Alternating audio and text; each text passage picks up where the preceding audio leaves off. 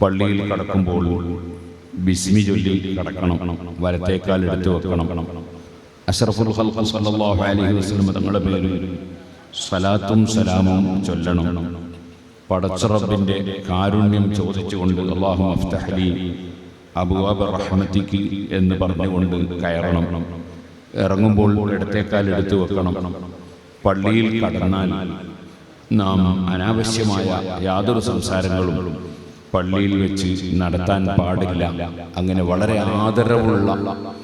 ആദരിക്കപ്പെടേണ്ടുന്ന സ്ഥലമാണ് പള്ളി.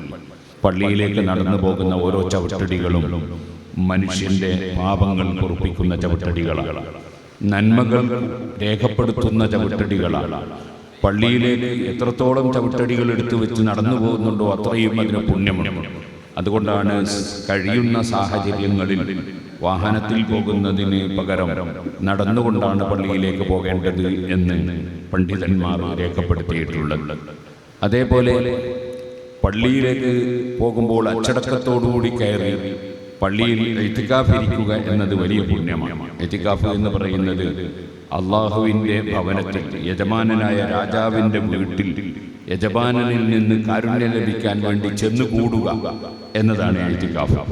ഇരുന്നാലും നിന്നാലും കിടന്നാലും പഠിച്ചവൻ്റെ വീട്ടിൽ പോയി കൂടുക, അതാണ് ഇത്തികാഫ് എന്ന് പറയുന്നത്. അത് ഏത് സൽക്കർമ്മങ്ങളും ചെയ്യുമ്പോൾ നിയ്യത്ത് ആവശ്യമാണ്. അതുകൊണ്ട് നിയ്യത്തോടുകൂടി പള്ളിയിൽ ഇത്തികാഫ് ഇരിക്കുക. പള്ളിയിൽ കയറിയാൽ 2 റക്അത്ത് തഹിയ്യത്ത് നിസ്കാരം സുന്നത്തുണ്ട്. അത് അള്ളാഹുവിന് ചെയ്യുന്ന ഇബാദത്താണ്. പക്ഷേ അവിടെ പള്ളിയെ ആദരിക്കലും കൂടി അതും അള്ളാഹുവിനുള്ള ഇബാദത്താണ്. ആ നിലക്കാണ് തഹിയ്യത്ത് സുന്നത്താക്കപ്പെട്ടത്.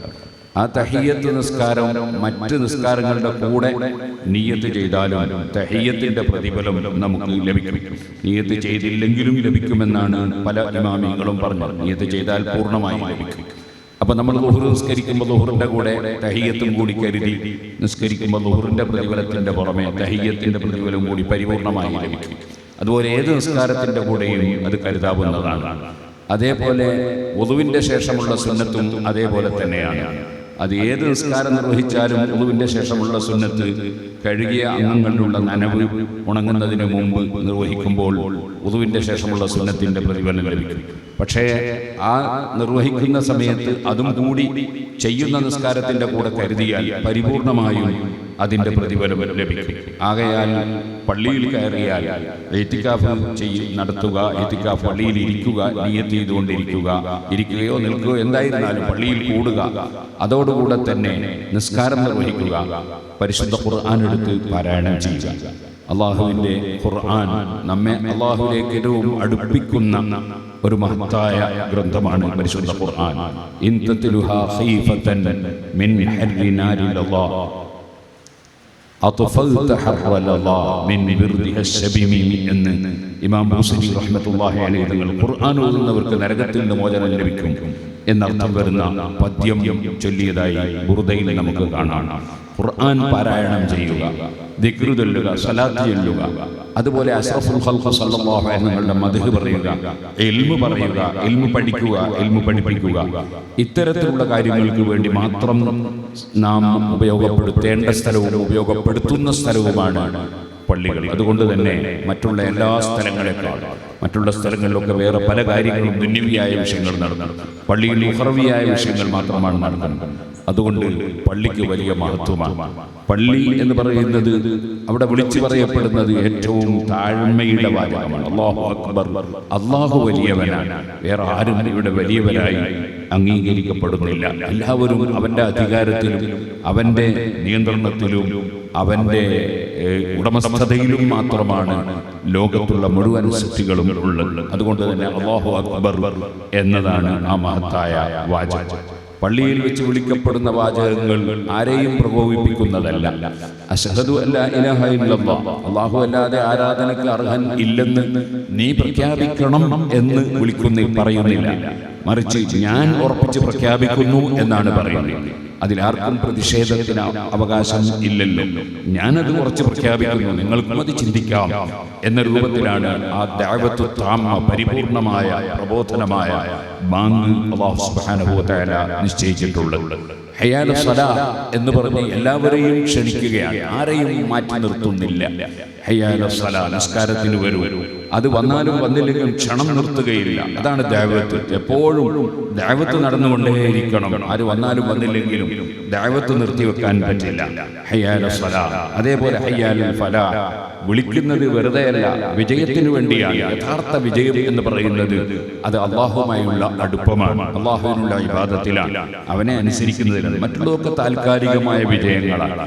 അതിന്റെ പേരിൽ അമിതമായ ആഹ്ലാദങ്ങളും അതിന്റെ പേരിൽ കുഴപ്പങ്ങൾ സൃഷ്ടിക്കുകയും ചെയ്യുന്നതിന് യാതൊരു അർത്ഥവും ഇല്ല. അതിങ്ങനെ മാറിയുന്ന സംഗതികളാണ്. അതേസമയത്ത് യഥാർത്ഥ വിജയം എന്ന് പറയുന്നത് ആഖിബത്ത് നന്നായി മരിക്കുക എന്നതാണ്. അല്ലാഹു സുബ്ഹാനഹു വ തആല നമുക്കെല്ലാവർക്കും ആരെല്ലാം ഈ പള്ളി നിർമ്മിക്കുന്നതിന് സഹായിച്ചിട്ടുണ്ടോ, സഹകരിച്ചിട്ടുണ്ടോ, പ്രവർത്തിച്ചിട്ടുണ്ടോ, അതുപോലെ അല്ലാഹുവിന്റെ ഭവനങ്ങളായ പള്ളികൾ ആര് എവിടെ നിർമ്മിച്ചിട്ടുണ്ടോ, നിർമ്മിക്കാൻ വേണ്ടി പ്രവർത്തിച്ചിട്ടുണ്ടോ, സഹായിച്ചിട്ടുണ്ടോ, എല്ലാവർക്കും അല്ലാഹു ആഖിബത്ത് നന്നാക്കി തരുമാറാകട്ടെ. അല്ലാഹു എല്ലാവർക്കും അതിന് പകരം അംബനാലില്ലാഹി മസ്ജിദൻ ബനല്ലാഹു ലഹു ബൈതൻ ഫിൽ ജന്ന എന്ന് നബി സല്ലല്ലാഹു അലൈഹി വസല്ലം വാഗ്ദത്തം ചെയ്ത സ്വർഗ്ഗത്തിലെ വീട് അല്ലാഹു സുബ്ഹാനഹു വ തആല പ്രതിഫലമായി നൽകുമാറാകട്ടെ എന്ന് ദുആ ചെയ്തുകൊണ്ട് നമ്മുടെ സർവ്വ നേതാക്കൾക്കും ഉസ്താദുമാർക്കും സയ്യിദന്മാർക്കും ആലിമീങ്ങൾക്കും ഈ സദസ്സിൽ പങ്കെടുത്ത കൊയിലാണ്ടി ഖാദി അവറുകളടക്കമുള്ള ആലിമീങ്ങളുണ്ട്. അതുപോലെ സുന്നത്ത് ജമാഅത്തിന്റെ നേതാക്കളായ സംഘടനയുടെ നേതാക്കളിൽ പലരും ഈ വേദിയിലുണ്ട്. അതുപോലെ സയ്യിദന്മാർ ധാരാളമുണ്ട്. അർഹമുർ റഹീമീനായ റബ്ബ് സുബ്ഹാനഹു വ തആല എല്ലാവർക്കും അല്ലാഹുവിന്റെ പൊരുത്തത്തിൽ നമുക്കും ദീർഘായുസ്സും ആഫിയത്തും തൗഫീഖും വർദ്ധിപ്പിച്ചു തരുമാറാകട്ടെ എന്ന് ദുആ ചെയ്തുകൊണ്ട് ഞാൻ എൻ്റെ വാക്കുകൾ അവസാനിപ്പിക്കുന്നു. ബഹുമാനപ്പെട്ട സയ്യിദ് അവറുകൾക്കും ഉസ്താദ് അവറുകൾക്കും ഒരുപാട് കാലം നമുക്ക് നേതൃത്വം നൽകാൻ അല്ലാഹു ദീർഘായുസ്സും ആഫിയത്തും തൗഫീഖും നൽകുമാറാകട്ടെ. അവരുടെ കുടുംബങ്ങൾക്കും അവരുടെ സന്താന പരമ്പരകൾക്കും നമ്മുടെ സന്താന പരമ്പരകൾക്കും അതുപോലെ നമ്മുടെ കുടുംബങ്ങൾക്കും നമ്മുടെ വീട്ടുകാർക്കും നാട്ടുകാർക്കും നമ്മളെ സ്നേഹിക്കുകയും സഹായിക്കുകയും ചെയ്ത എല്ലാവർക്കും അല്ലാഹു തആല സർവ്വ ഖൈറും വർദ്ധിപ്പിച്ചു തരുമാറാകട്ടെ എന്ന് ദുആ ചെയ്തുകൊണ്ട് ഞാൻ എൻ്റെ വാക്കുകൾ അവസാനിപ്പിക്കുന്നു. അൽഹംദുലില്ലാഹി റബ്ബിൽ ആലമീൻ. അസ്സലാമു അലൈക്കും വറഹ്മത്തുള്ളാഹി വബറകാതുഹു.